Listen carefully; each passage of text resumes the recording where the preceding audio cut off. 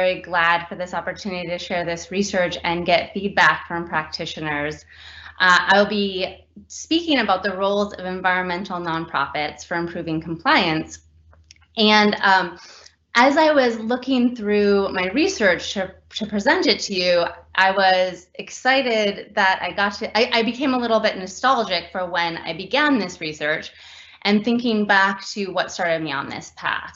And what I found was, and as I was digging up where this research idea came from, I recalled that when I started as an assistant professor, I was in Wisconsin, and I met the national president for the River Network. And I told him I was very excited to see how environmental nonprofits could be have important mechanisms in compliance and improving water quality. And we got to talking, and he said, well, you should come to our river rally, which is hosted every year. And so he invited me to this gathering, which they call the River Rally, and it happened in Portland. And I really like this discussion here. It says, when two bodies of water come together in a confluence, each stream provides its unique characteristics to form a more powerful entity. The same can be said of the River Rally 2012, the River Network and Waterkeeper Alliance, which are two big nonprofit umbrella groups where they have lots of smaller sort of franchisee water groups are joining forces. So he invited me to submit something to this. And when I looked back, I did the Wayback Machine, which is an archive of the website to find the original program for this 2012 rally. And I found that I had submitted almost the identical title to today's talk.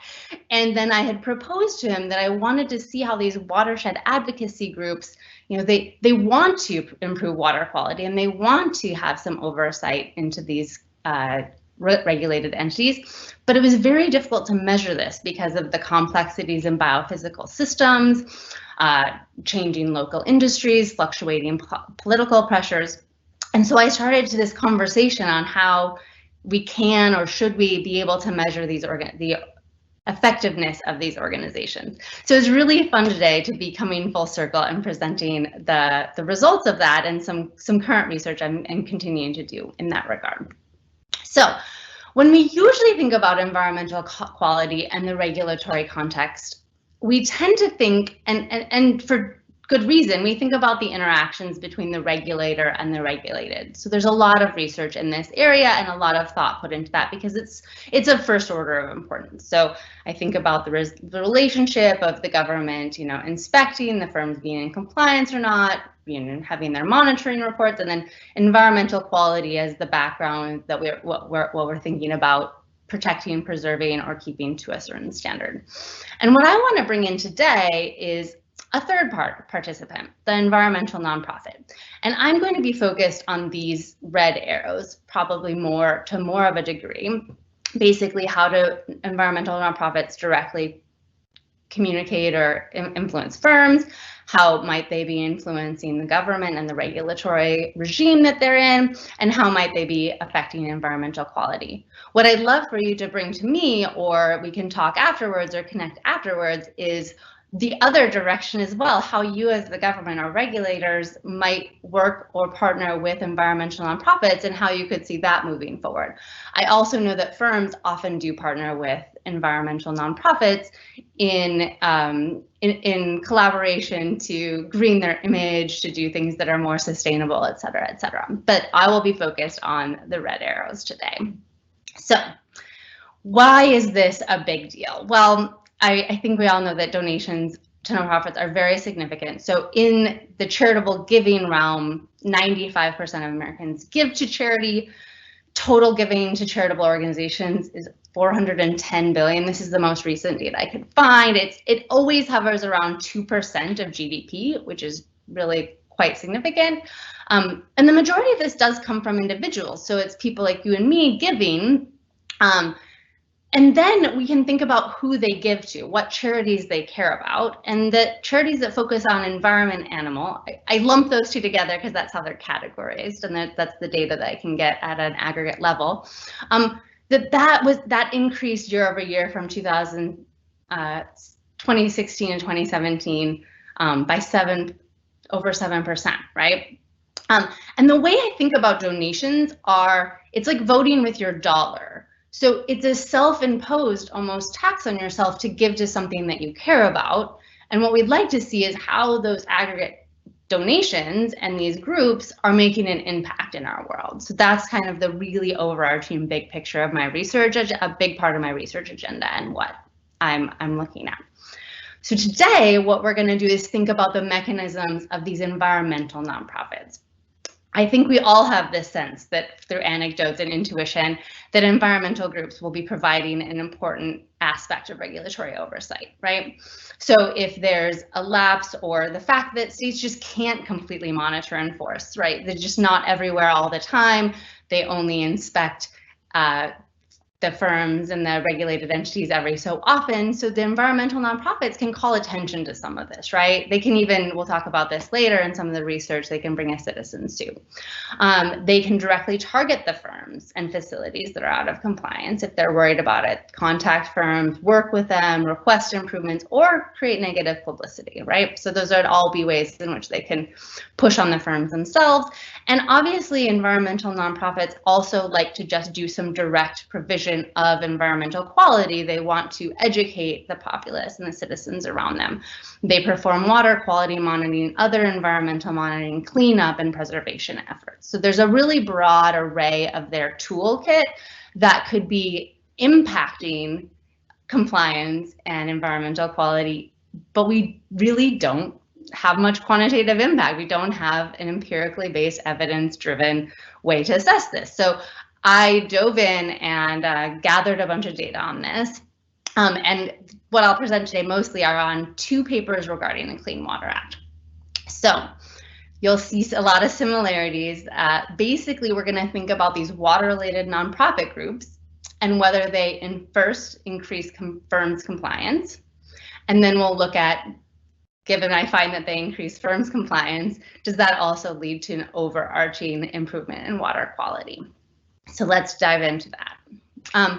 Why water? Well, I think there's several reasons why water is important. I mean, we have broad-based federal legislation on clean air, on endangered species, on several other things, toxic waste, all of which could be really useful.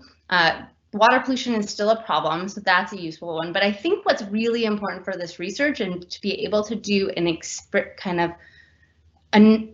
natural way to get data is the fact that these water-related nonprofits have characteristics that are really useful for empirical study.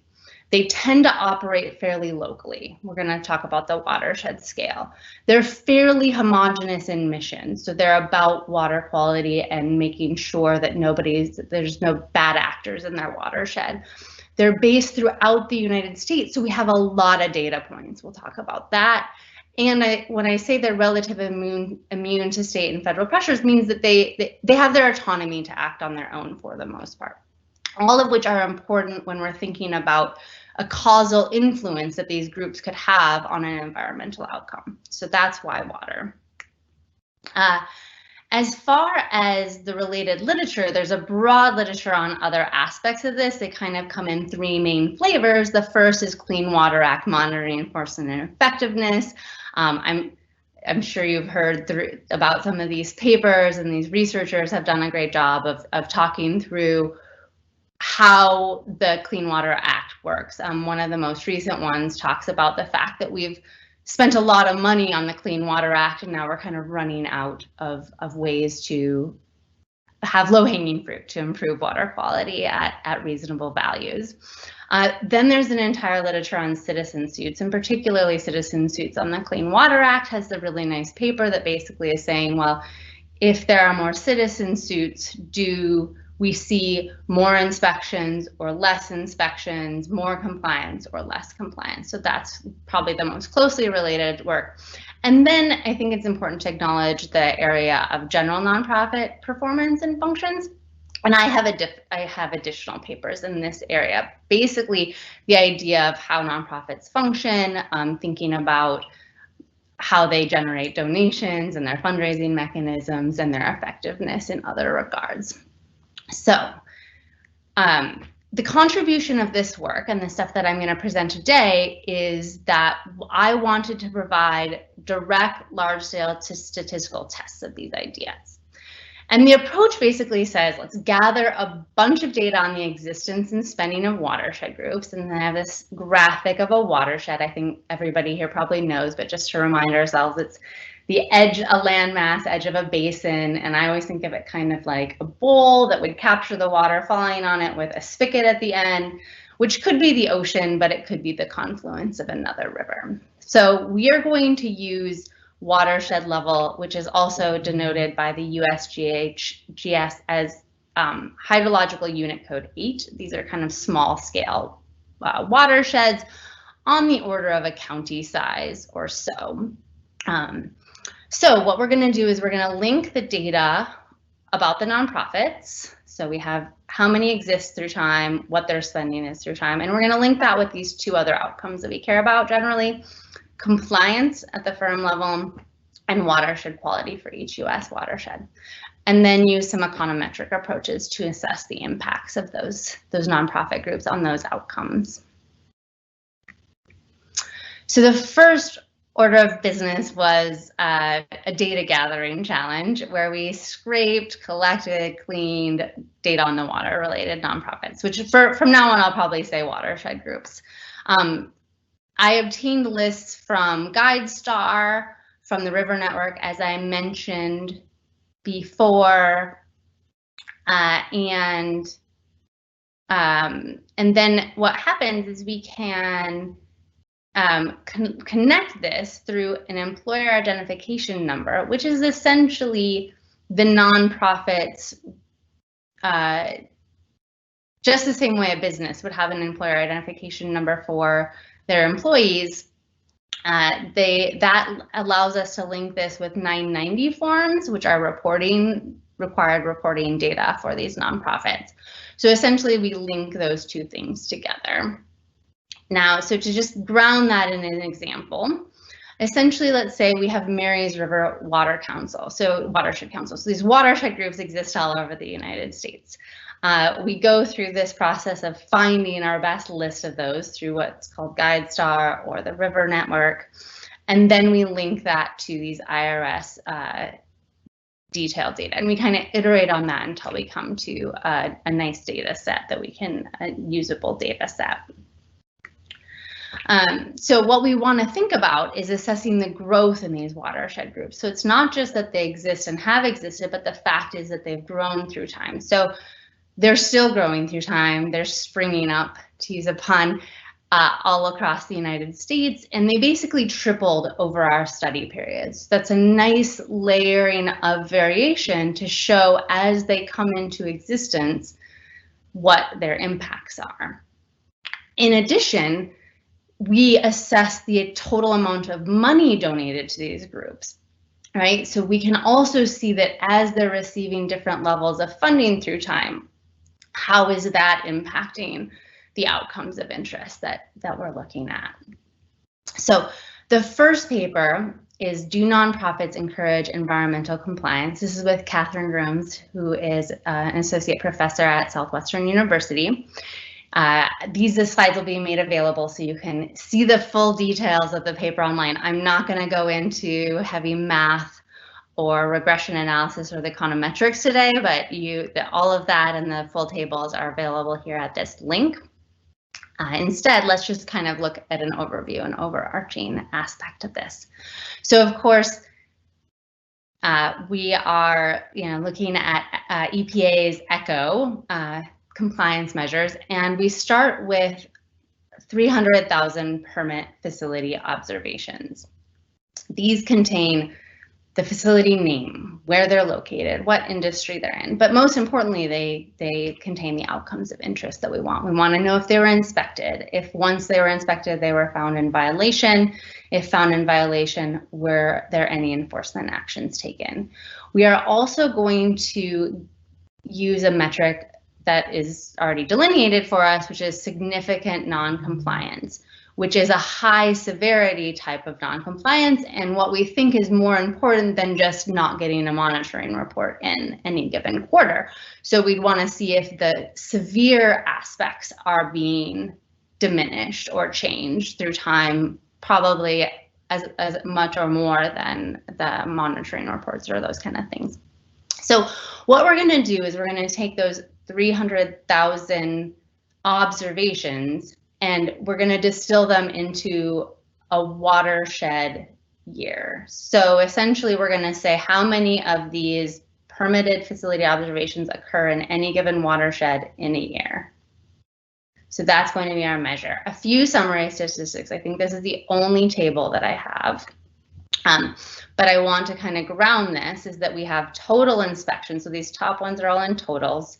So most, facilities are not inspected any given year. Most are not in violation. The enforcement actions are very, very low, and penalties, this is in dollar value, so are very, very low. What we're going to do is we're going to divide that by this denominator of total facilities in any given year, and our measures are going to be these fraction of facilities. So we want to think about it's a proportion, so that's kind of a nice metric. So we can think about 8.4% of facilities are inspected, right? About 5 of them are in violation any given year, 5%. And then importantly, like I said, about 2% have this significant non-compliance. So those are going to be our outcomes of interest.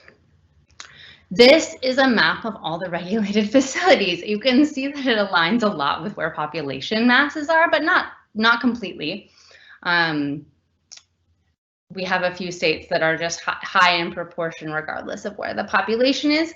What I like to call these next slides is visual econometrics. So I'm going to show a slide of the dots of where all the nonprofits are, and we can kind of just see visually that those overlap, right? So we can sort of say, okay, there's where the data on watershed groups are, there's where the facilities are, back and forth. And so the econometrics here is literally trying to see when the dots, these watershed group dots appear, or when their spending changes in their watershed, how does it affect the compliance and inspection rates and et cetera of these facilities?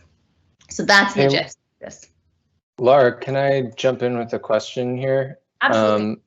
So I'll also take this opportunity to remind everyone else that you're allowed to ask questions too. But my question, and also if I'm getting ahead of myself, you can say you're going to get to this in a minute. But I'm wondering what you think about whether nonprofits are likely to form in areas with particularly bad water quality, and what their relationship is about the formation of a nonprofit or the existence of a nonprofit and water quality, like before it gets there. Yes. Very important, Ben. Yes, and I am going to get to that. We thought a lot about that aspect, that basically, let me just go to it. These watershed groups are clearly not randomly dispersed in space. They're also showing up where there's more population, where exactly there's probably worse water quality. And so as I go through the results, let me discuss what we do with that. It turns out we're a little less worried about it in this paper because we don't think they form because necessarily of facilities, but certainly when we get to water quality, that is going to be very problematic. Thanks for hinting that. That's good foreshadowing.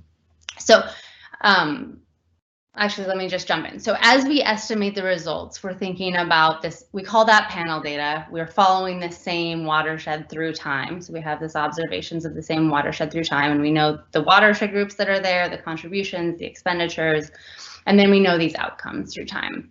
We also clearly need to control for a lot of things, sort of like Ben was hinting at. We will control for land use and precipitation, voting, a lot of demographics. So we throw a lot of other things in there that might be changing or affecting either side of this equation that we care about. But what Ben hinted at is that we also are going to use this land use and precipitation as what we call an instrumental variable. It essentially says that we want to see that probably the land use and the precipitation and thus the water quality itself kind of by delineation of non-point sources. So basically all of these inspection compliance are in the NPDES, this point source pollution. And when we care about that as an outcome, we can think about what else affects these watershed groups, and we highly do think that land use and water quality around them will affect them. So we do some sophisticated econometrics that basically as a first stage say, well, we know that precipitation causes runoff into these rivers that would cause worse water quality. Overall, if there's a small amount, it can actually dilute it if there's a high amount. So we do all that to make sure we're very careful about saying the first stage of watershed group formation might bias our outcome on there. And so we do both things. We just basically forget that that might be a problem, and we get results that are similar, but we get much stronger results in this case if we control for that first. Does that help, Ben? Perfect, thanks. So we'll see that that's even more imperative when we think about water quality. So we see that what we find is that they have this direct effect on improving firms' compliance. And let me disentangle what that means. So we see a significant negative effect on both inspections. So when these groups exist or spend more money, there are fewer inspections by the state or whatever the regulator is. Most are in their own state's hands. There are fewer violations, but particularly there are fewer of these significant SNC violations, right? So more than a 5% reduction from the average rate. We actually don't see a result for enforcement actions or penalty. And that's why we think this is a more direct effect. In other words, these watershed groups are kind of having an impact specifically on the firms themselves, not going to the state regulator, not going to the EPA and then having them enforce. It's that there's actually improved compliance more directly. And then our sense is that then there is less need for these inspections through time. That's kind of our disentanglement of that, because there's not higher levels of enforcement actions or penalties. We also get no results at the state level, so we aggregate up to the state, and we really think that that indicates that these are watershed groups, specifically that they're very localized, they're decentralized, and I think that's one of the benefits of them. And so that's what I'm going to talk about next, is that essentially having these eyes and ears, this sort of watchdog effect on the ground nearby these facilities, can have a really efficient effect, because the state level, it's very hard to see all your regulated entities at any given time. So we do some back of the envelope calculations about the implications of this. And essentially, we can bring this to how many fewer inspections occur in each state per additional watershed group. So that's about 20 to 24. And then we think about how much it costs enforcement at the state level. And basically, if we aggregate this up and say, okay, if there's 20 to 24 fewer ones, we can say that there's something on the order of 135 to 270 million, or sorry, 70,000 annually with the help of each additional watershed group in that. So that's a big boon to relieve some of the regulatory expenses for any given state, right? So it seems like what's happening is these watershed groups are reducing the need for inspections while also increasing firm compliance, because we see, yeah, Ben, jump in. Oh, you're muted, or I don't hear you. Thank you. I just wanted to give voice to some of the participants who have asked questions and can't jump in directly. So we have a question. Have you taken into account the reasons behind why there were years with significant changes in compliance and enforcement efforts in certain states?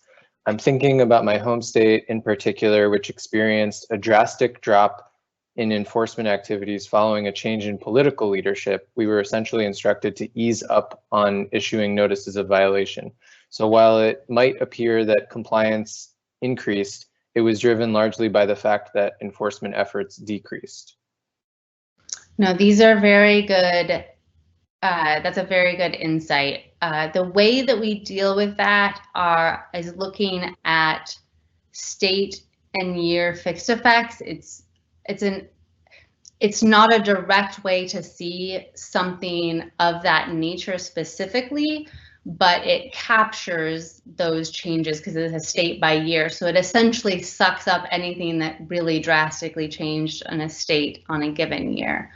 I think that's important. Unfortunately, we can't see that in the data, but that helps us make sure that we're capturing those drastic changes. We also do control for the political affiliation, legislative, environmental voting, those kind of things. So the controls, hopefully as best as possible, but of course there's going to be some noise in the system. So that's a really good point. There's another question from Brian Pratt, who says, curious about the pathways you're thinking about and whether you have information on local news coverage. Do we see more public shaming, quote unquote, or other public opinion strategies? I like these questions. I wish there were really great data on that. That's very hard to collect those kind of data. I think that maybe there would be like a Google Trends thing, but that might be too small to pick up as well. So I think the hardest part here is finding those data. Initially, what I thought was that I would disentangle these groups into more litigious type groups versus more educational groups and see if they had different mechanisms. Unfortunately, we don't know exactly even those data or those characteristics for our group, so we were less able to look at those specific mechanisms. But I think as we push forward, I think one of the hardest parts in this area is the lack of data. And as we get better data, I think that we can have better answers. Okay, great. So let's move to the next paper. So this one's entitled Private Provision of Public Goods by Environmental Groups. It's in the Proceedings of the National Academy of Sciences. And again, the paper is here. I realized as I was putting together this paper, that is a really jargony title, and we could have done a better job of saying explicitly that this is. And I think that a layman summary would be really helpful for this paper because it's very impactful. And in fact, I've heard from a lot of these environmental groups following this paper, and you'll see why. So I thought I'd start with a glossary of these definitions for those who don't, this econ speak is kind of dense. Private provision really just means provided by citizens or provided by the private sector. In other words, through these watershed groups. So we give money to them, these groups provide, and public goods is really just the environmental quality in this case. So that's what we should be thinking in this one. So again, we're going to use those groups. Our measure of water quality is dissolved oxygen deficiency. So essentially that's saying that these waters don't have enough oxygen basically for the aquatic life. It is really an important measure. It's an overarching measure of poor water quality. As I mentioned, it's necessary for respiration for all these creatures and critters and plants in the waterways. It also is a decent proxy in determining what we call designated uses under the Clean Water Act. So with respect to the goals of fishable and swimmable and whether those are attained, it's one of the components that is used for those designated sources. And most importantly, we have data on it. So it's the most consistent data during our study period. Just pause and make sure everybody's with me. Yep. Okay. So that's going to be, oh, you're muted again. Sorry. Yeah, thank you. There is another question from the audience. Anonymous asks, did you consider the impact of non-point source pollution? I'm not sure whether this is about this paper or the previous one, so maybe just you could say both. Yes, so in the previous paper, we didn't have, at that point of that research, I didn't have great water quality data. We're gonna, as I mentioned, I guess this is a great segue between the two papers. Water quality data is inconsistent in time and space. And because of that, it's very hard to aggregate up and say this watershed has X type of water quality, right? So we looked at a variety and a myriad ways, and in the end, what we realized and could proxy for was land use and the precipitation. So we did our best to proxy it in the previous one. In this paper, we spent a lot of time and actually are continuing to work with water quality data, but it's notoriously sparse, and so that continues to be an issue. I think there's a variety of reasons for that. One is, I guess I would like to contrast it with air quality data, which we have a plethora of. We have so much air quality data, and that's because we're immersed in air quality. So So as you know, the EPA and health regards, we care and are affected by air quality all the time and continuously, whereas we're not in water very often, so we don't have as much direct need from a health perspective to measure water quality. A lot of these rivers are out in the middle of nowhere, so there's a bunch of reasons why we don't have as good of water quality data, but that's certainly just an issue throughout. But as I get into this water quality data, I think it's important to continue to think about that. One more question from Glenn Farber, which is it also plausible that highly active nonprofits lead to greater inspections regardless of environmental quality? Yes, it might be the case. And as soon as you net that out, then that's what we should be measuring. So again, we're measuring the average. So we didn't do a lot of heterogeneity analysis with larger watershed groups. We did do a subset of the variety of whether there's minor or major facilities, but I think that's a good point. Anything else? We're good for now. Okay, great, thanks. Yes, please keep asking. So as the previous paper though indicated that clearly if we have fewer point source pollution, we would expect that water quality should be improving through time through that mechanism. And so that's what we'd like to see in this paper. Again, we obtain all this information, these data, and we have a lot of measurements. And so I just said how poor. I just said how poor the data are. We still have a lot of surprising amount of measurements. We aggregate these 2.2 million, 2.3 million data points up again to the watershed level, and then we link it with the water group data. So this is very similar. We're going to throw in a bunch of.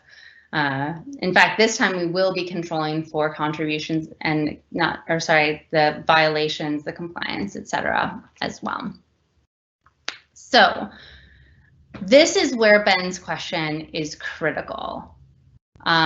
This is a slightly different picture. I'm showing I have blanked out some states because they're the states that we don't have impaired segment data on. They just don't have good or consistent 303D lists, which are basically telling the Clean Water Act, the required Clean Water Act list that says our waters are impaired.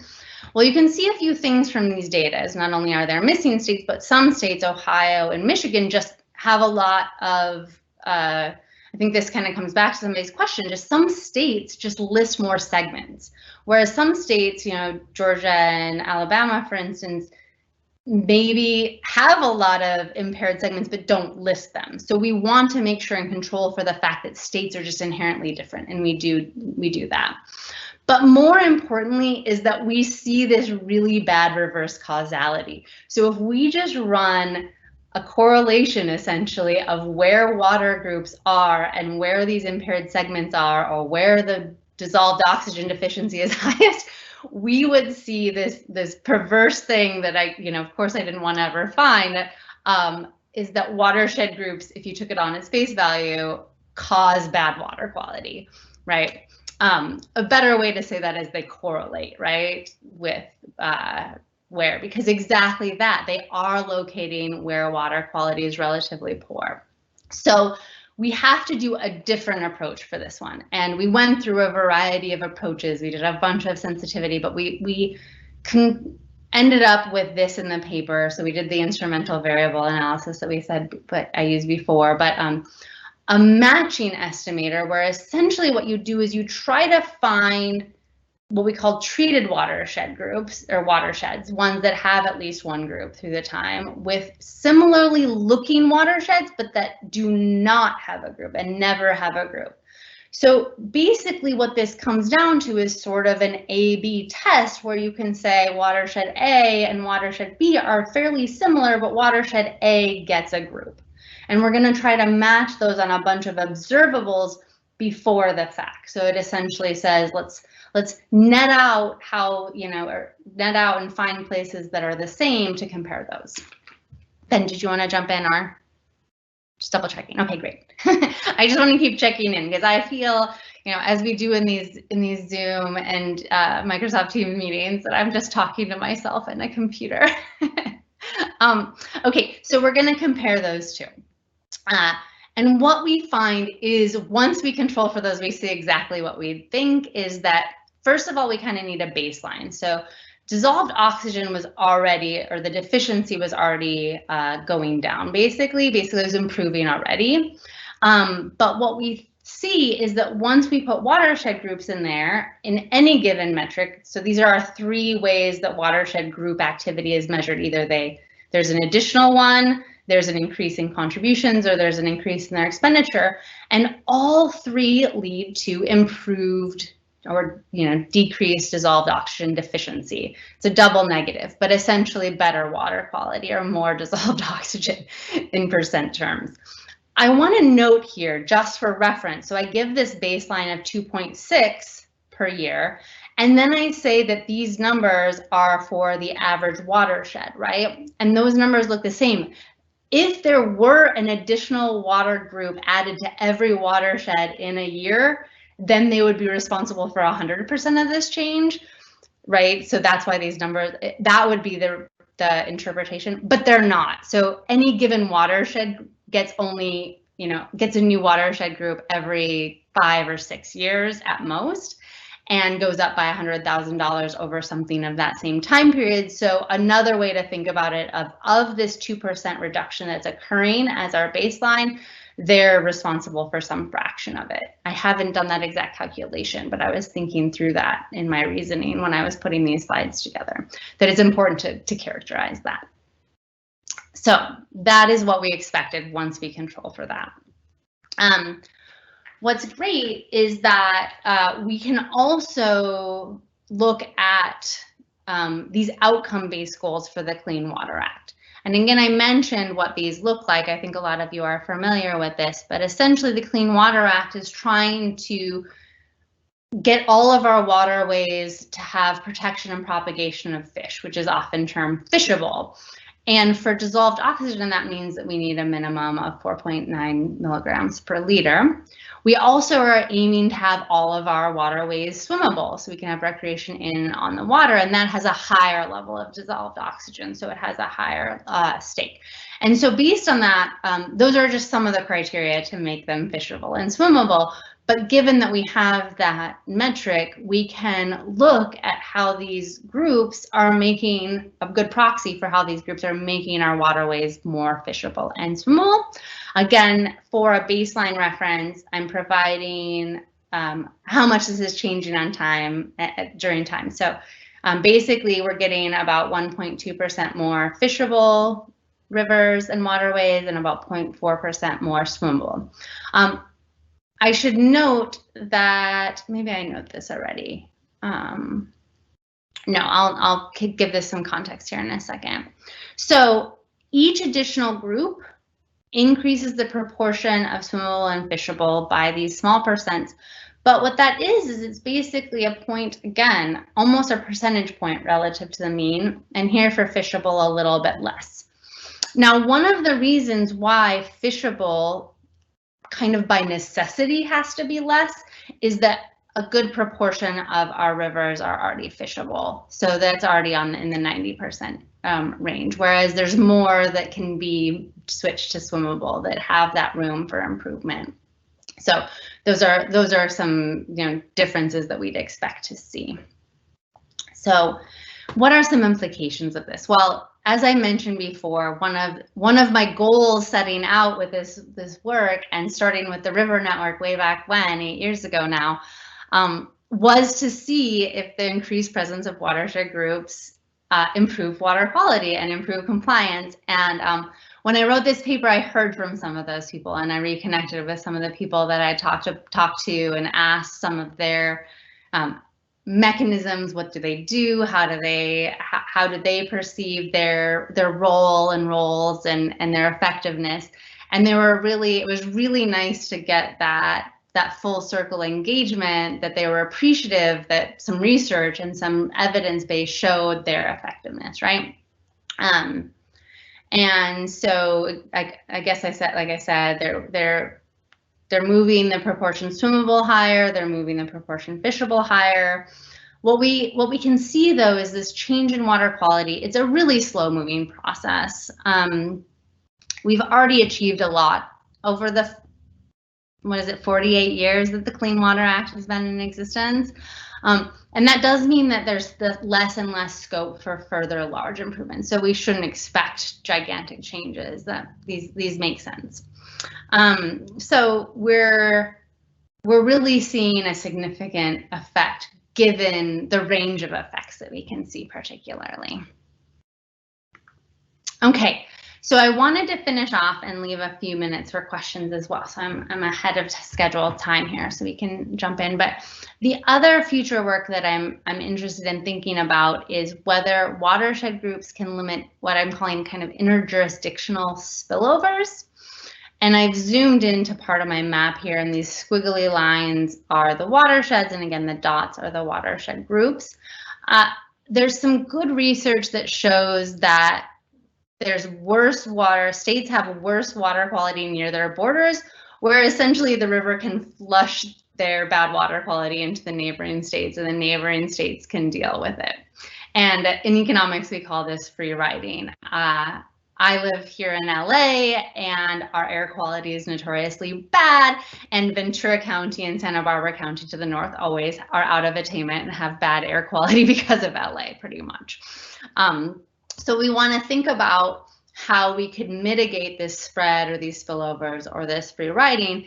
And an idea that I have is essentially thinking about the extent that watershed groups located either upstream or downstream of a border, so you can see all these ones on the border, alleviate this issue relative to having no groups near the border. So similarly to the one I was the paper talking about before, is we could think about this both in water quality and compliance.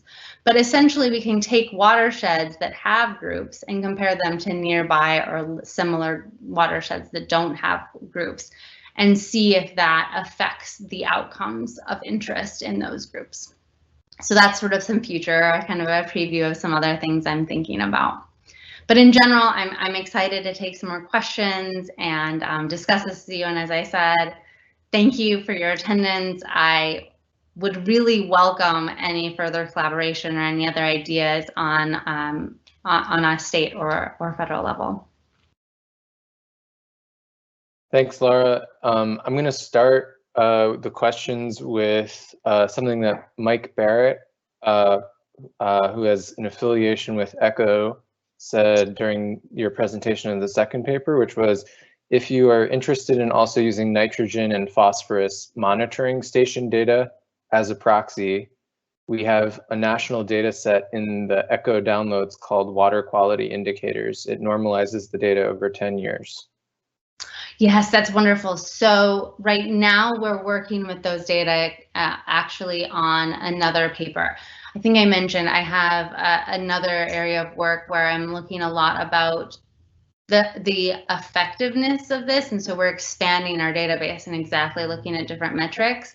The research question in that case is looking at if basically the efficiency by which nonprofits translate their dollars donated to these water quality metrics. So we'll be doing a more deep dive and looking at total fecal coliforms, total suspended sediments, nitrogen, phosphorus, etc. So we're disentangling those data right now and mapping them onto GIS and connecting the dots there. So maybe in a few years I can present that work.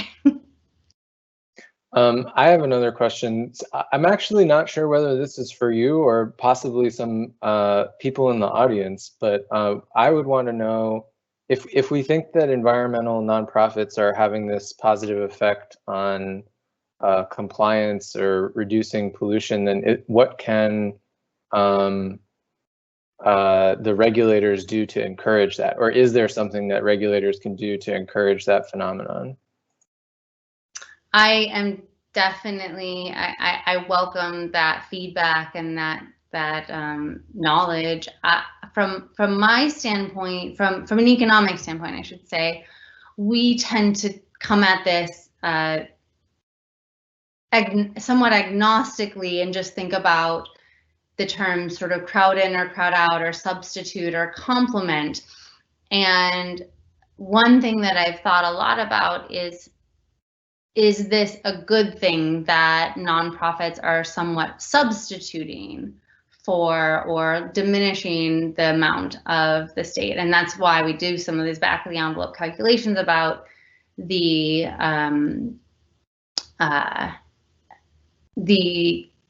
costs for the state versus the costs for a nonprofit group. And from that angle, it does look like nonprofits are well positioned to efficiently and effectively do that. On the other hand, I would worry about maybe we talk about like regulatory capture. You could think of the same issue being nonprofit capture, where they partner and there's greenwashing and not a lot is actually getting done.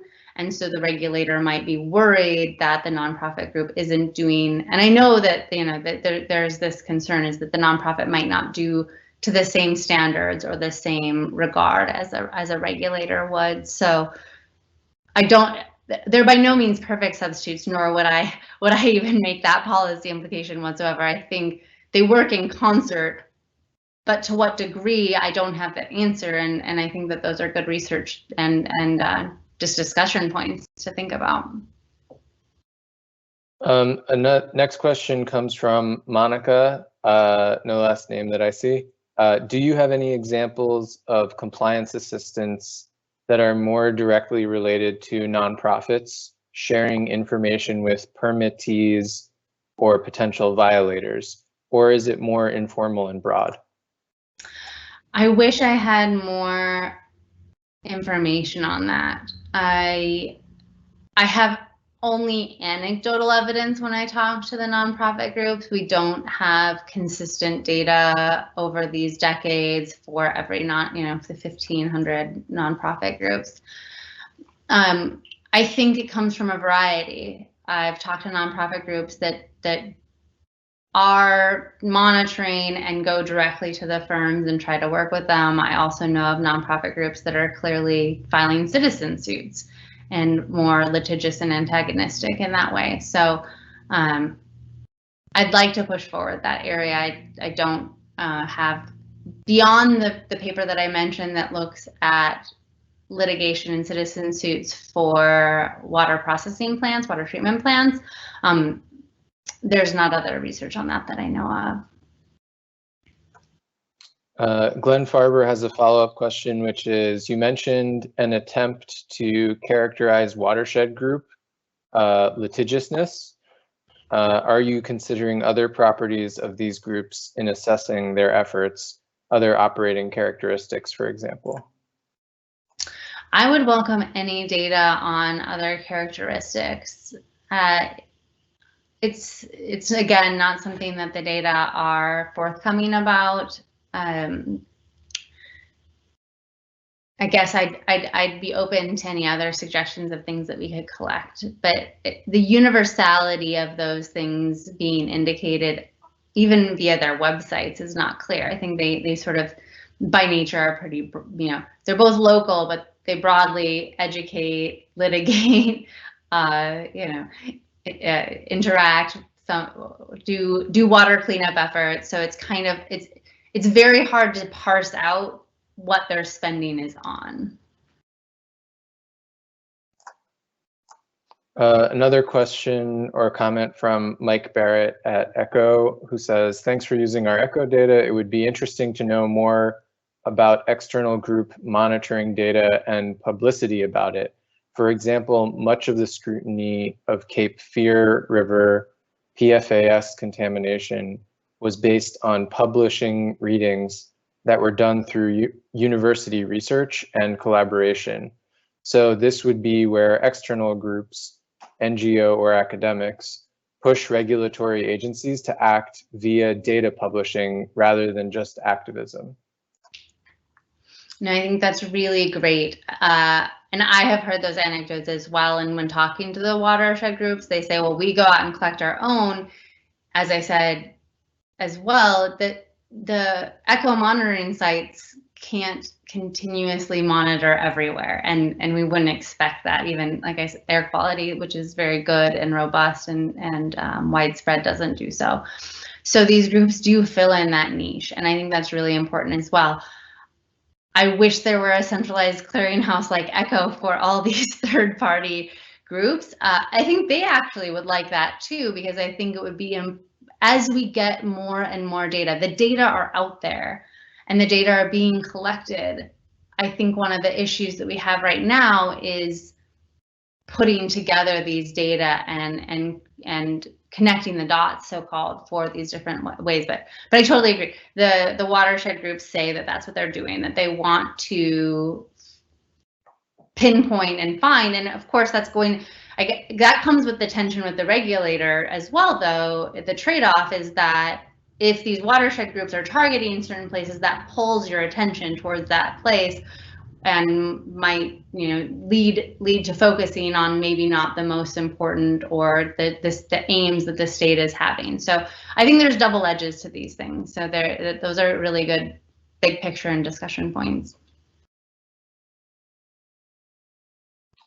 This is a question from me. I don't see any from the audience right now, but I'm wondering if there's anything that you learned from direct contact with the nonprofits that changed your interpretation of the data, or that you just didn't learn from the data. Like, have you had direct contact with them? Yes, I started with that. I mean, I think, well, I told a little bit of a story how this started, but let me harken back a little bit further.